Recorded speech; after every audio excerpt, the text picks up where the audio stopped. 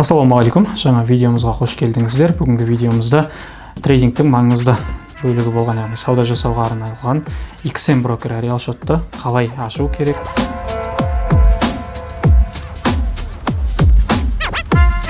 қалай ақша саламыз және де оны қалай метабеске қосамыз, метабестен қалай сауда жасауға болады, сол жайында барлық толықтай видеоның айтып түсіндіріп кететін боламын. Солай болса, жалпы бұл брокерді жүктемес бұрын біздің Ризық академиясының арнайы сілтемесі бар. Сол сілтеме арқылы өтсеңіздер, Ризық академиясына берілген жаңа бонусны экстра бонустарды өздеріңіздің шоттарыңызға ала аласыздар. Сол себепті сілтеме арқылы өтіп жүктеу міндетті болады бонус алу үшін. Ол сілтемені қайдан алам дейтін болсаңыздар, осы видеоның төменгі жағында сілтемесі қалдырылады, брокерлік шот ашу деген. Сол сілтеме арқылы өтсеңіздер, экранда көрініп тұрғандай сілтеме тұрады.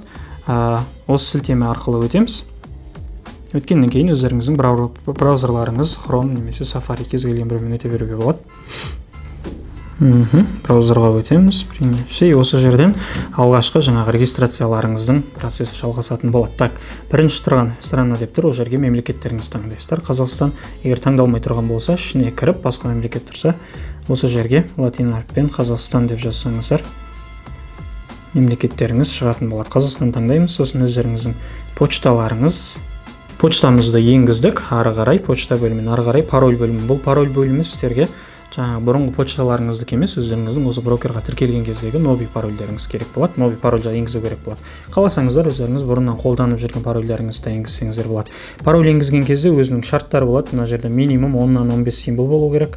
Сосын ішінде бір цифр болу керек, міндетті түрде бір бас әріп, бір кішкентай әріп болу керек. Сосын деген сияқты астында ережелері тұр. Жаңағы осыларды жазып шығатын боламыз.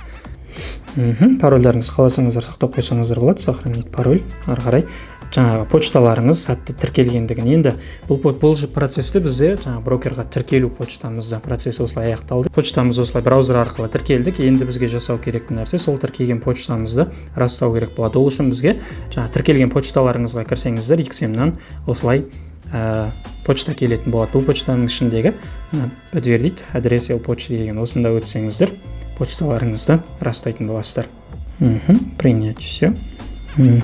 Ваш адрес почта подтвержден. Уже қарасаңыздар, мына жерге жаңағы почтамыз расталды. Ары қарай XM-нің браузер арқылы не істедік?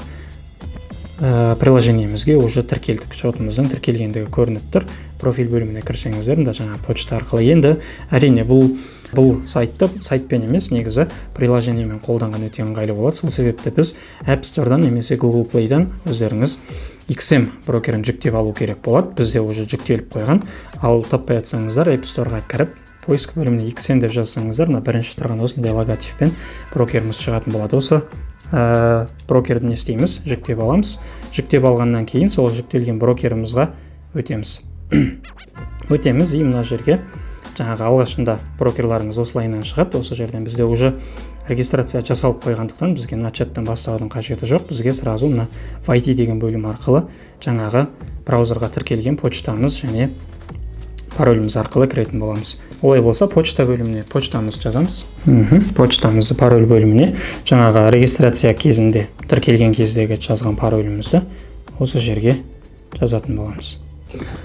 Так, паролімізді енгізіп кіргеннен кейін сіздерге осылай тоже бір растау коды керек болады. Ол тіркелген почталарыңызға келеді. Почталарыңызға өттік. Почтаға кіріп кетесіздер. 19-11-де мына пароль емес, жаңадан новый пароль 67-94-76. Осы келген новый парольді жаңағы бөлімге 67-94-76. Пароль енгізгеннен кейін верифицировать код дейді, осында өтесіздер. Сіздерден осылай алдағы уақытта осы XM приложениесіне қолданған кезде, кірген кезде қолданатын парольдеріңізді сұрайды. Бұл жерге өздеріңіз қалаған парольдеріңізді жазсаңыздар болады. Өздеріңіздің қолданатын парольдеріңізді енгізесіздер. Одан кейін ары қарай жаңағы егер фейс нелеріңізді қойғыларыңыз келетін болса, қойсаңыздар болады. Біз әзірге бұны өте салайық. Ары қарай. Включить биометрия. Или так, не сейчас, тоже өте салайық. Так, Face ID арқылы өттік. Мыналар жаңағы ақпараттар келіп тұрсын ба дейді, қаласаңыздар келіп тұруға болады. Включить и разрешить. Осылайынан жаңағы приложениемізге браузер арқылы тіркелген почтамызбен приложениемізге сәтті өттік. Енді бұл жерден өткеннен кейін бізге ары қарай бонус қалай аламыз, ақшаны қалай саламыз, одардан бұрын бізге верификация өту керек болады. Так, верификация жасау үшін астыңғы жағында да ескертіп тұр. Верификация жасалмағанда. Верификация жасау үшін бізге мынау оң жақ үстіңгі бұрышта өздеріңіздің профиль бөлімдеріңіз тұрады. Осы профильге өтеміз. Профильға өткеннен кейін мына жерде мында не верифицирован деп тұр, осында өтеміз. Қызылмен тұрған. Ең бірінші растау керек, верификация жасау керекті телефон нөмерлеріңіз болады. Телефон нөмерімізді жаздық и получить код. Телефон нөмерлеріңіз міндетті түрде қолданылатын нөмір болу керек, өйткені осы нөмерге SMS-ті код келетін болады. Бізге SMS-ті код келді, астында автомат шығып тұр. Осы SMS-ті кодты енгіздік, ары қарай подтвердить. И телефон нөмерлеріңіз расталды. Енді өзіңіздің имя, фамилия, туған күніңіз деген отчество осыларды жазып толтыратын боламыз бөлімдерге. Есімімізді, имя, фамилиямызды толық жаздық. Енді келесі сұрайтын нәрсе сіздерден адрестеріңіз болады. Бұл жерге тіркеудегі адрестеріңіз керек болады. Тіркеудегі адрестерімізді тіркеу бойынша жазамыз. Қазір мына жерден документ жүктейтін жердегі неден қарап көрсек болады. И бұл адресный справканы Каспийдан ала аласыздар. Каспийдан госуслугидің ішіндегі справкадан психологический диспансер, наркологический деген справкаларда осылай адрестеріңіз тұратын болады. Осы жерден адресімізді алып тіркеп аламыз. Так, бұл жерге негізі адрестеріңіз басында енді прям барлығын жазып отырудың қажеті жоқ. Негізгі қаласы, сосын тіркеуде тұрған жаңа мемлекеті, қаласы, Астана, Қазақстан, автомат Астана и көшесінің жаңағы адрестері, үйдің нөмерін жазсаңыздар жеткілікті. Бауыржан Момышұлы. Так, өз қалаларыңыздың мына жерге почтовый индекстарын жазамыз. Бізде Астанада тіркеу болғандықтан Астананың почтовый индексі 0140 болады. И так, адресті де мына жерде жазғанда тоже бір не ескертіп жатыр. 16 цифрдан көп болмау керек, негізі бұндай болмаған еді. Так, ары қарай жалғастырамыз. И введите свой данный инвестора, жаңағы өзіңіздің мына жерде сұрап отқан сұрақтары өзіңіздің жеке бір анкетаға байланысты, жаңағы қаншалықты табысыңыз деген сияқты сұрақтар болады. Аса қатты бір маңызды сұрақтар емес, сол себепті оқып басқаша жауап беріп кетсеңіздер болады. Мысалға, мына жерден жалғастырайық. Верификация документ. Осылайынан жаңағы негізгі телефон нөмеріңіз, адрестеріңіз, имя, фамилияларыңыз расталды. Ендігі растайтын нәрсе бізде документ керек болады, өзіңіздің жеке куәлігіңіз растайтын. Так, ол үшін бізге негізі бірнеше таңдаулар болады. Экранда қазір көресіздер. Так, мына жерден астындағы тұрған нені галочка қоясыздар и начать бастау проверканы. Разрешить. Осы шыққан неге өздеріңіздің удостоверениелеріңіздің алдыңғы артқы экранын фотоға түсіретін боламыз. И фотоға түскен кезде де андай көлеңке болып қалмау керек. И нелеріңіз оқылуы керек. Ақпараттарыңыз толық, есімдеріңіз. Осылайынан шыққаннан кейін келесі экранның жаңағы документтеріңіздің келесі бетін жүктейсіздер. Жүктеп күтесіздер и жаңағы қабылданып, қабылданбағанын сіздерге не істейтін болады. Осылайынан егер қабылданған болса, ары қарай өздеріңіздің жаңағы түрлеріңізді көрсететін не сұрайды. И продолжить ары қарай. Так, өзіміздің жаңағы документтегі адамсыз ба дегенді растау үшін өзіміздің түрімізді нақтылап телефонға оқыттық. Енді ары қарай жалғастырамыз. Так, подтвердить адреске жаңағы айтып өткен, жаңағы неге толтырған жердегі адрестеріңіз Каспийдан ала аласыздар деген адрестеріңізді PDF файлмен жүктеу керек болады. Ол үшін бірінші Каспийдағы адресті жүктеп алғаннан кейін не істейсіздер? Мына жерде тұрған так, нелеріңіз жаңағы документіңіз жүктелді. Енді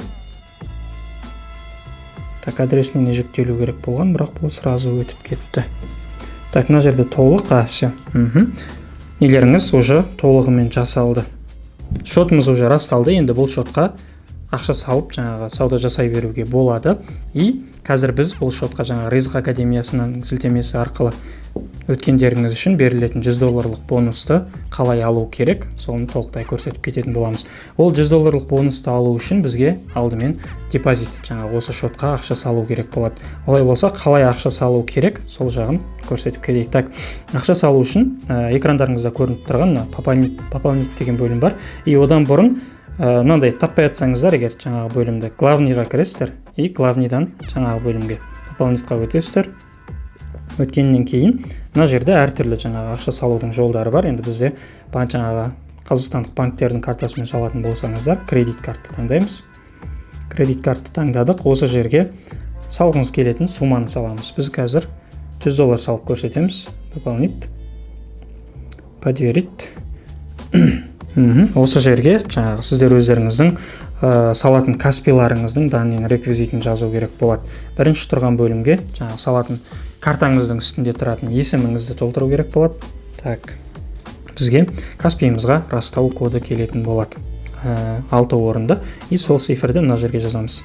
Осылайша экрандарыңызға жаңағы сәтті түрде уже шоттарыңызға ақша салынғандығы экрандарыңызға көрініп тұр. И ары қарай артқа өтетін болсаңыздар, жаңағы мой счет деген арқылы өтуге болады. Қарасаңыздар, депозитімізде уже $200 көрсетіп тұр. Бұл жерде біз негізі $100 жаңағы депозит салған болатынбыз. Бұның үстіне біздің жаңағы Ризық Академиясы үшін Ризық Академиясының сілтемесімен өткендеріңіз үшін берілетін $100 бонус қосылып, сіздің депозитіңізде дәл қазір $200 депозитіңіз тұрғандығын көрсетіп тұр. Енді әрине бұл жердегі бонусқа байланысты бірнеше түсініктемелер айта кетейік.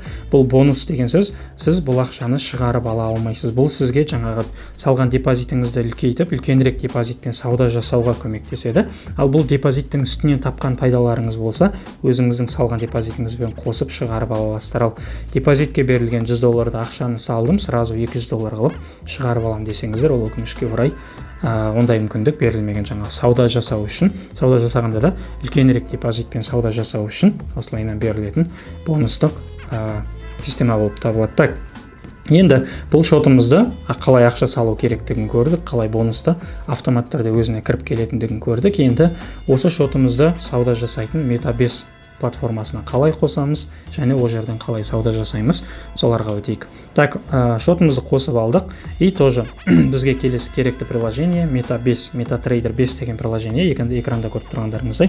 Бұны да тоже App Store'дан жүктей аласыздар. Жүктеп алғаннан кейін осы приложениеге өтеміз, разрешить, рұқсат берейік, принять, и ары қарай демо счет керек емес, отмена баса салсаңыздар болады. И мына жерден бізге керектісі новый счет болады. Новый счетқа кіреміз, и мына жерде тұрған жаңағы поиск бөлімі тұр. Осы поиск бөліміне не нәрседен бастап жазамыз? Қазір данныйларды қайдан аламыз? Жаңағы XM-ға қайтадан кіресіздер, кіргеннен кейін мына жердегі шоттарыңыздың мына действия деген бөлім тұрады. Осында кіресіздер, осы жерде данный для вход MetaTrader деген тұрады. Осы MetaTrader таңдайсыздар. Енді мына жерде қарасаңыздар, сіздердің данныйларыңыз тұрады. Сервер бөлімі, жаңағы номер MetaTrader деген бөлім тұр, и пароль деген бөлім тұр. Бірінші біз сервер бөлімін копировать етіп аламыз. Сосын жаңағы MetaBase'ке кіріп, MetaBase'тегі поиск бөліміне сол серверді ұстап жасасаңыздар, осылай MetaTrader, жаңағы XM-нің логотипі шығатын болады. Осы XM-нің серверына өтіп, ең бірінші жасайтын нәрсе, жаңа сервер бөлімінде XM Global MT5 17 деп тұр. Мына жердегімен сәйкес келе ма, соны тексересіздер. XM Global MT5 17 екеуі сәйкес. Енді мына логин деген бөлімге мына жерде номер MT деп тұр ғой. Қанша? 10 орынды цифр тұр. Соны копировать етіп аласыздар да логин бөліміне ставить жасаймыз. И ары қарай пароль бөліміне жаңағы регистрация кезінде жазған парольдарыңызды осы бөлімге жазатын боласыздар. Паролімізді енгіздік, ары қарай сәтті түрде кіргенін қалай анықтаймыз? Торговля бөліміне кірсеңіздер, осындай депозиттеріңіз салған $100 баланс тұр, средства $200 деп тұр. Өйткені бонус, кредит деп тұрғаны сізге берілген бонусы. Бұл ешқандай кредит дегенде қарызына емес, сіз кейін бұны жоғалтсаңыз ешқандай төлемейсіз. Егер сіз минусқа кететін болса да, шотыңыздан өзіңіздің салған $100 ғана минусқа кететін болады. Ал сізден бұның плюсы сізге жаңағы $100 мен емес, $200 затты алып сауда жасауға, $200 жаңағы баланспен сауда жасауға, үлкенірек штук алуға, үлкенірек пайда табуға көмегін тигізетін болады. Так, кей кездері мына жерде жаңа қосылған кезде инвалид аккаунт дегенне шығып қалады. Ондай болатын болса, ол пароліңіз, енгізген пароліңіз қате екендігін білдіреді. Қайтадан пароліңізді нақтылап кіріп жасасаңыздар болады. Енді шотымыз MetaBase'ке қосылды, $200. Ары қарай бізде осы MetaBase'тен қалай сауда жасаймыз, қалай сауданы ашамыз, қай жерде инструменттер бар, сол жайында қысқаша түсініктеме беріп кететін боламыз. Так, ең бірінші, төменде тұрған котировки, чарт, торговля, история, настройки деген бөлімдер тұр. Осы бөлімнен бізге керектісі котировки бөлімі болады. Бұл жерде жаңағы біздің сауда жасайтын әртүрлі инструменттеріміз тұрады. Мысалға, кері қырық деген сияқылды. Бізге керекті инструменттерді, керек еместерін мына жердегі жоғарыдағы карандаш тұрады. Осы карандаш арқылы мына жерден өзіңізге керек емес, сіздің сауда жасамайтын инструменттеріңіз тұрған болса, ба, соларды таңдау арқылы и корзинамен өшіріп тастасаңыз болады. Ал керекті инструменттерді қосып алу үшін поиск бөліміне кіресіздер. Мысалға бізге алтын керек, алтынның тикері how USD немесе how USD шықпаса gold деп жазсаңыздар, сразу не істейді, шығатын болады. Goldты таңдап қосып алдыңыздар и артқа отменитпен шығып кетсеңіздер, мында гер қырықтың астында gold қосылып тұр. Енді осылай өздеріңізге керекті инструменттерді қосып алғаннан кейін, мысалға біз алтыннан енді сәл жоғарырақ болып кетуі мүмкін, сол себепті Euro USD инструментіне кірейік. Осы инструменттен қалай сделка ашып жабу керек, сол жайында бір қысқаша түсініктеме көрсетіп кететін боламыз. Мысал ретінде, жаңағы Euro USD-дан сделка ашқымыз келетін болса, осы котировки бөліміне кіріп, қосып алған Euro USD инструментінің үстіне басып тұратын болсаңыздар, чарт деген бөлім шығады, и сол чарттың үстіне басамыз. Басқаннан кейін алдарыңызға осы Euro USD-дің графигі шығатын болады. Ал бұл графиктен енді таймфрейм әрқалай тұрады, сол себепті жоғарғы сол жақ үстіңгі бұрышта тұрған M1 деген бөлімге өтетін болсаңыздар, бұл жерде әртүрлі таймфреймдарымыз тұрады. 15 минуттық, 1 сағаттық көріп тұрғандарыңызда, біз мысалға 1 сағаттыққа қойып алайық. 1 сағаттыққа қойдық. Енді не істейміз? Бұл жерден енді бұл мысалға көрсетіліп жатқандықтан, мысалға сделка ашып көрсетейік. Мысалға дәл қазіргі тұрған бағадан біз лонгқа позиция ашқымыз келді. Не істейміз? Ең бірінші бізге buy sell кнопкасы керек. Экранда ол кнопкаларды таппай жататын болсаңыздар, экранның оң жақ үстіңгі бұрышында тұрған мына қызыл көк төрт бұрыш және қызыл көк доңғалақ екі түрлі пішіндер. Осы жердегі мына төрт бұрышқа өтесіздер. Бассаңыздар, экрандарыңызға sell және buy кнопкалары шығатын болады. И ортасында біздің штугымыз тұр. Енді бұл штукқа байланысты толық жалпы штукты қалай анықтайды жолдарын біздің каналымыздағы лоттарды есептеу деген сабақтан көрсеңіздер болады.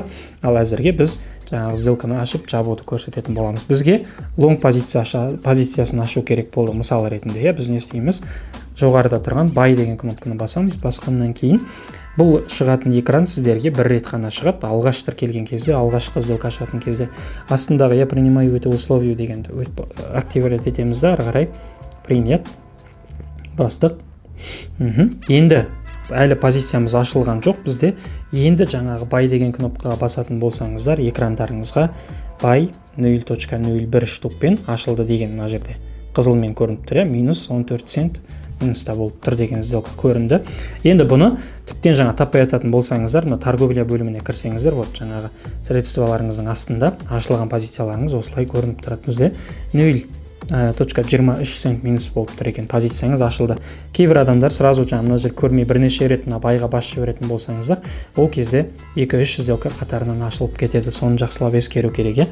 Бір рет байға бастыңыздар, сразу торговля бөліміне кіріп, осы жерден позицияңыздың ашылғандығын көре аласыз. Ал мына жерде ештеңе жоқ болса, демек позицияңыз әлі ашылмады деген сөз. Енді бұл ашылған позициядан қалай стоп-лосс take profit қоя аламыз?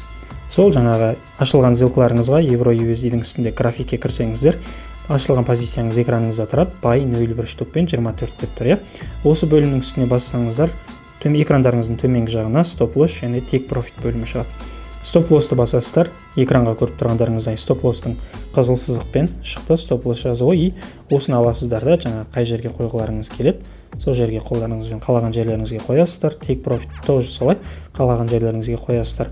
Осылай қойған кезде бір ескеретін нәрсе, мына жерде қарасаңыздар, take profit-та жаңағы 2.62 USD депті. Бұл сіздің бұл сделкадан егер take profit-қа жетсе таба алатын пайдаңыз. Ал стоп-лосс кетсе минус 1-ден 1 доллар 0 цент минус болады деп тұр. Вот осылайынан жаңағы стоп-лоссты қалай, қаншалықты стоп-лосс шығынға жоғалтатындарыңызды немесе қаншалықты take profit пайда табатындарыңызды осылай көре алсаңыздар болады. И осылай өздеріңіздің анализ бойынша жаңағы стоп-лосс take profit қойғыларыңыз келген жерге қойдыңыздар, астындағы изменить позицию дегенді оңға қарай жылжытатын болсаңыздар, стоп-лосстарыңыз және take profit-тарыңыз осылай не істейді?